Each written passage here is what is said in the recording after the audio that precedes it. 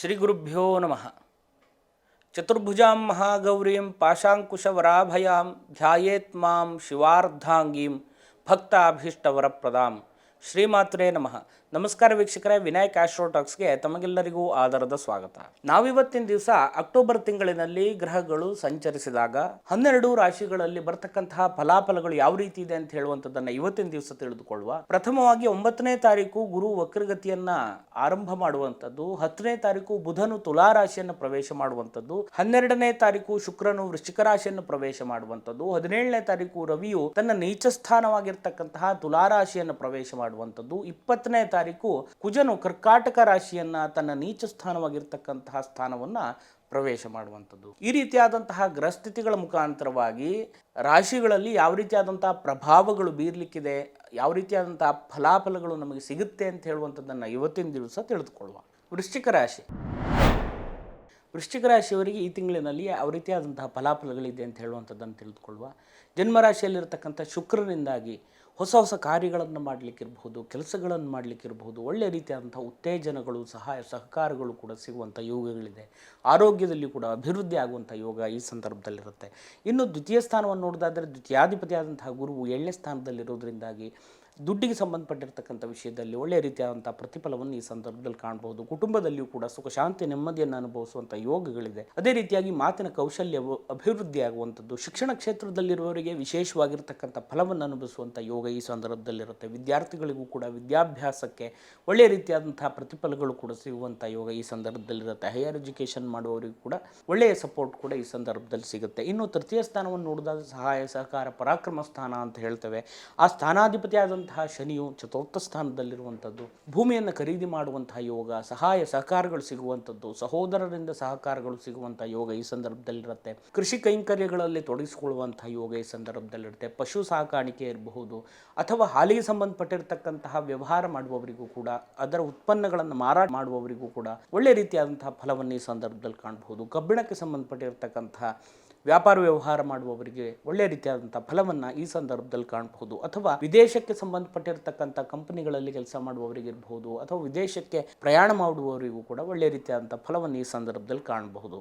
ಇನ್ನು ಪಂಚಮ ಸ್ಥಾನವನ್ನು ನೋಡೋದಾದರೆ ಪಂಚಮ ಸ್ಥಾನದಲ್ಲಿರ್ತಕ್ಕಂಥ ರಾಹುವಿನಿಂದಾಗಿ ಅಧಿಕವಾಗಿರ್ತಕ್ಕಂಥ ಆಲೋಚನೆಯನ್ನು ಮಾಡುವಂಥದ್ದಿರಬಹುದು, ಅಥವಾ ನೀವು ಮಾಡುವಂತಹ ಕೆಲಸ ಕಾರ್ಯದಲ್ಲಿ ಚಂಚಲತೆಗಳು ಬರುವಂಥದ್ದಿರಬಹುದು, ಅಥವಾ ವಿದ್ಯಾಭ್ಯಾಸ ಮಾಡುವಂಥ ವಿದ್ಯಾರ್ಥಿಗಳಿಗೂ ಕೂಡ ಓದಿನ ಬಗ್ಗೆ ಆಸಕ್ತಿಗಳು ಕಡಿಮೆ ಆಗುವಂಥದ್ದು, ಚಂಚಲತೆಗಳು ಕೂಡ ಬರುವಂಥ ಸಾಧ್ಯತೆಗಳಿರುವಂಥದ್ದು, ಆಲೋಚನೆ, ಬುದ್ಧಿಶಕ್ತಿ ಇತ್ಯಾದಿಗಳೆಲ್ಲವುದನ್ನು ಕೂಡ ಪಂಚಮ ಸ್ಥಾನದಿಂದಲೇ ಚಿಂತನೆ ಮಾಡುವಂಥದ್ದು, ಅಥವಾ ಸಂತಾನಾಪೇಕ್ಷಿತರಿಗೂ ಕೂಡ ಒಳ್ಳೆಯ ರೀತಿಯಾದಂಥ ಫಲವನ್ನು ಕೂಡ ಅನುಭವಿಸುವಂಥ ಯೋಗ ಈ ಸಂದರ್ಭದಲ್ಲಿರುತ್ತೆ. ಇನ್ನು 6ನೇ ಸ್ಥಾನವನ್ನು ನೋಡೋದಾದರೆ 6ನೇ ಸ್ಥಾನಾಧಿಪತಿಯಾಗಿರ್ತಕ್ಕಂಥ ಕುಜನು ತನ್ನ ನೀಚಾವಕಾಶ ರಾಶಿಯಲ್ಲಿರುವುದರಿಂದಾಗಿ ಋಣ ರೋಗಾದಿಗಳು ವೃದ್ಧಿಯಾಗುವಂಥ ಸಾಧ್ಯತೆಗಳಿರುತ್ತೆ. ಅಂದರೆ ಆರೋಗ್ಯದಲ್ಲಿ ವಿಶೇಷವಾದಂಥ ಕಾಳಜಿಯನ್ನು ವಹಿಸಬೇಕು.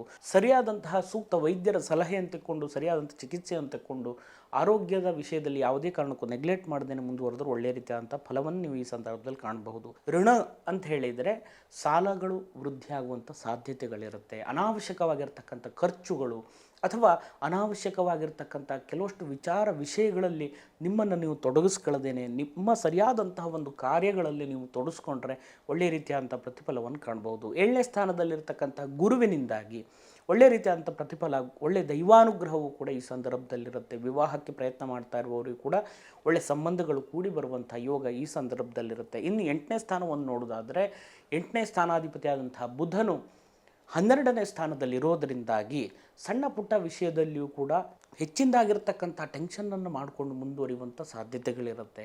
ಅನಾವಶ್ಯಕವಾದಂಥ ಟೆನ್ಷನ್ ಮಾಡ್ಕೊಳ್ಳೋಕೆ ಹೋಗ್ಬಿಡಿ. ಧೈರ್ಯದಿಂದ ಮುನ್ನಡೆಯಿರಿ. ಒಳ್ಳೆ ರೀತಿಯಾದಂಥ ಫಲ ಈ ಸಂದರ್ಭದಲ್ಲಿ ಸಿಗುತ್ತೆ. ಇನ್ನು 9ನೇ ಸ್ಥಾನವನ್ನು ನೋಡೋದಾದರೆ ನಿಮ್ಮ ರಾಶ್ಯಾಧಿಪತಿಯೇ ನೀಚ ಸ್ಥಿತಿಯಲ್ಲಿ ಇರೋದ್ರಿಂದಾಗಿ ನಿಮ್ಮ ತಂದೆಯವರ ಆರೋಗ್ಯದಲ್ಲಿ ಸ್ವಲ್ಪ ಜಾಗೃತೆಯನ್ನು ವಹಿಸಬೇಕು. ಅದೇ ರೀತಿ ಸಾಹಸದ ಕೆಲಸ ಕಾರ್ಯಗಳನ್ನು ಮಾಡುವವರಿಗಿರಬಹುದು, ನೀರಿಗೆ ಸಂಬಂಧಪಟ್ಟಿರತಕ್ಕಂತಹ ವಿಷಯದಲ್ಲಿರಬಹುದು, ಈಜುವಂಥದ್ದಿರಬಹುದು ಇತ್ಯಾದಿ ವಿಷಯದಲ್ಲಿ ಸ್ವಲ್ಪ ಜಾಗ್ರತೆ ಇರುವಂಥದ್ದು ಉತ್ತಮ ಅಂತ ಹೇಳುವಂಥದ್ದು ಕಂಡುಬರುತ್ತೆ. ಅದೇ ರೀತಿಯಾಗಿ ಸಣ್ಣ ಪುಟ್ಟ ಅಪವಾದಗಳು ಕೂಡ ಬರುವಂಥ ಸಾಧ್ಯತೆಗಳಿರುತ್ತೆ. ನಿಂದನೆಯ ಮಾತುಗಳನ್ನು ಕೂಡ ಕೇಳುವಂಥ ಸಾಧ್ಯತೆಗಳಿರುತ್ತೆ. ನೀವು ಮಾಡುವಂತಹ ಕೆಲಸ ಕಾರ್ಯದಲ್ಲಿ ಇರಬಹುದು ಅಥವಾ ಮಾಡುವಂಥ ವ್ಯವಹಾರದಲ್ಲಿ ಇರಬಹುದು, ಸಣ್ಣ ಪುಟ್ಟ ನಷ್ಟಗಳನ್ನು ಅನುಭವಿಸುವಂಥ ಯೋಗ ಈ ಸಂದರ್ಭದಲ್ಲಿರುತ್ತೆ. ಸ್ವಲ್ಪ ಜಾಗ್ರತೆಯಿಂದ ಮುಂದುವರೆದರೆ ಒಳ್ಳೆಯ ರೀತಿಯಾದಂಥ ಪ್ರತಿಫಲವನ್ನು ನೀವು ಈ ಸಂದರ್ಭದಲ್ಲಿ ಕಾಣಬಹುದು. ಇನ್ನು 11ನೇ ಸ್ಥಾನವನ್ನು ನೋಡೋದಾದರೆ 11ನೇ ಸ್ಥಾನವನ್ನು ಲಾಭಸ್ಥಾನ ಅಂತ ಹೇಳ್ತೇವೆ. ಅದೇ ರೀತಿಯಾಗಿ ನೀವು ಮಾಡ್ತಾ ಇರುವಂಥ ಕೆಲಸ ಇರಬಹುದು ಅಥವಾ ಹೊಸ ಕೆಲಸ ಕಾರ್ಯಗಳು ಇರಬಹುದು, ಕೈ ಎತ್ತಿಕೊಂಡು ಮುನ್ನಡೀತಾ ಇರುವಾಗ ಪ್ರತಿಫಲಗಳು ಬರಲಿಕ್ಕೆ ಸ್ವಲ್ಪ ಡಿಲೇ ಆಗುವಂಥ ಸಾಧ್ಯತೆಗಳಿರುತ್ತೆ, ಅಥವಾ ದಾಖಲೆ ಪತ್ರಕ್ಕೆ ಸಂಬಂಧಪಟ್ಟು ಸಣ್ಣ ಪುಟ್ಟ ನಷ್ಟಗಳು ಕೂಡ ಬರುವಂಥ ಸಾಧ್ಯತೆಗಳಿರುತ್ತೆ. ನ್ಯಾಯ ತೀರ್ಮಾನಾದಿಗಳ ವಿಷಯದಲ್ಲಿಯೂ ಕೂಡ ಹಿನ್ನಡೆ ಆಗುವಂಥ ಸಾಧ್ಯತೆಗಳಿರೋದ್ರಿಂದಾಗಿ ಒಂದು ಸಣ್ಣ ಪರಿಹಾರ ವಿಧಿವಿಧಾನಗಳನ್ನು ಕೊನೆಯಲ್ಲಿ ಹೇಳುವ ರೀತಿಯಲ್ಲಿ ಮಾಡ್ಕೊಂಡು ಹೋದರೂ ಒಳ್ಳೆಯ ರೀತಿಯಾದಂಥ ಪ್ರತಿಫಲವನ್ನು ಕಾಣಬಹುದು. ಇನ್ನು 12ನೇ ಸ್ಥಾನವನ್ನು ನೋಡುವುದಾದರೆ, ನಿಮ್ಮ ಲಾಭಾಧಿಪತಿಯಾಗಿರ್ತಕ್ಕಂತಹ ರವಿಯು 12ನೇ ಸ್ಥಾನದಲ್ಲಿರುವಂಥದ್ದು. ಎಲ್ಲ ಕೆಲಸ ಕಾರ್ಯಗಳು ಮುಗಿದು ಫಲ ಕೈಗೆ ಬರುವಾಗ ವಿಘ್ನಗಳು ಬರುತ್ತೆ ಅಂತ ಹೇಳುವಂಥದ್ದು ಈಗಾಗಲೇ ಚಿಂತನೆ ಮಾಡಿರೋ ಪ್ರಕಾರವಾಗಿಯೇ ಸಣ್ಣ ಪುಟ್ಟ ವಿಷಯದಲ್ಲಿಯೂ ಕೂಡ ಯೋಚನೆಗಳನ್ನು ಮಾಡಿಕೊಂಡು ಯಾವ ರೀತಿ ಮಾಡುವಂಥದ್ದು, ಹೇಗೆ ಮಾಡಬೇಕು, ಏನು ಮಾಡಬೇಕು, ಎತ್ತ ಮಾಡಬೇಕು ಅಂತ ಹೇಳುವಂಥ ಗೊಂದಲದಲ್ಲಿಯೇ ಸಿಕ್ಕಾಕಿಕೊಳ್ಳುವಂಥ ಸಾಧ್ಯತೆಗಳಿರುತ್ತೆ. ಸರಿಯಾಗಿ ಆಲೋಚನೆಯನ್ನು ಮಾಡಿಕೊಂಡು ಸರಿಯಾದಂತಹ ಬುದ್ಧಿಶಕ್ತಿಯನ್ನು ಉಪಯೋಗಿಸ್ಕೊಂಡು ಮುಂದುವರೆದ್ರೆ ಒಳ್ಳೆಯ ರೀತಿಯಾದಂಥ ಪ್ರತಿಫಲಗಳಿದೆ. ಅದೇ ರೀತಿಯಾಗಿ ಕೋಪಕ್ಕೆ ಇರಬಹುದು ಅಥವಾ ಗಡಿಬಿಡಿಯಲ್ಲಿ ಮಾಡಿದಂತಹ ಕೆಲಸಗಳಿರಬಹುದು, ನಷ್ಟಗಳಾಗುವಂಥ ಸಾಧ್ಯತೆಗಳಿರುತ್ತೆ. ಸ್ವಲ್ಪ ಜಾಗ್ರತೆಯಿಂದ ಮುಂದುವರೆದ್ರೆ ಅನುಕೂಲ ಅಂತ ಹೇಳುವಂಥದ್ದು ಕಂಡುಬರುತ್ತೆ. ವಾಹನ ಚಲಿಸುವಾಗಿರಬಹುದು ಅಥವಾ ಸಾಹಸದ ಕೆಲಸ ಮಾಡುವಾಗಿರಬಹುದು, ವಿಶೇಷ ಜಾಗ್ರತೆಯನ್ನು ತಗೊಂಡು ಮುಂದುವರೆದ್ರೆ ಒಳ್ಳೆಯ ಫಲವನ್ನು ಕಾಣಬಹುದು. ಇಷ್ಟೆಲ್ಲ ಫಲಾಫಲಗಳಿದ್ದರೂ ಕೂಡ ಅಲ್ಪ ಸ್ವಲ್ಪ ದೋಷ ಫಲಗಳು ಕೂಡ ಇರೋದರಿಂದಾಗಿ ಸರ್ವೇಶ್ವರ ಕಾರಕನಾದಂತಹ ಆ ಈಶ್ವರನ ಆರಾಧನೆ ಮಾಡುವುದರಿಂದಾಗಿ ನಿಮ್ಮ ಮನೆ ಹತ್ತಿರದಲ್ಲಿರ್ತಕ್ಕಂತಹ ಶಿವನ ದೇವಸ್ಥಾನದಲ್ಲಿ ರುದ್ರಾಭಿಷೇಕ ಮಾಡಿಸುವುದರಿಂದಾಗಿ ಒಳ್ಳೆಯ ರೀತಿಯಾದಂಥ ಫಲವನ್ನು ನೀವು ಈ ಸಂದರ್ಭದಲ್ಲಿ ಕಾಣಬಹುದು. ಇನ್ನೂ ಹೆಚ್ಚಿನದಾಗಿರ್ತಕ್ಕಂಥ ಫಲಾಫಲಗಳು ನಿಮಗೆ ಸಿಗಲಿ ಅಂತ ಹೇಳುವಂಥ ಪ್ರಾರ್ಥನೆಯನ್ನು ಮಾಡ್ತಾ ತಮಗೆಲ್ಲರಿಗೂ ಒಳ್ಳೆಯದಾಗಲಿ. ನಮಸ್ಕಾರ. ಶುಭಂ ಭೂಯಾತ್.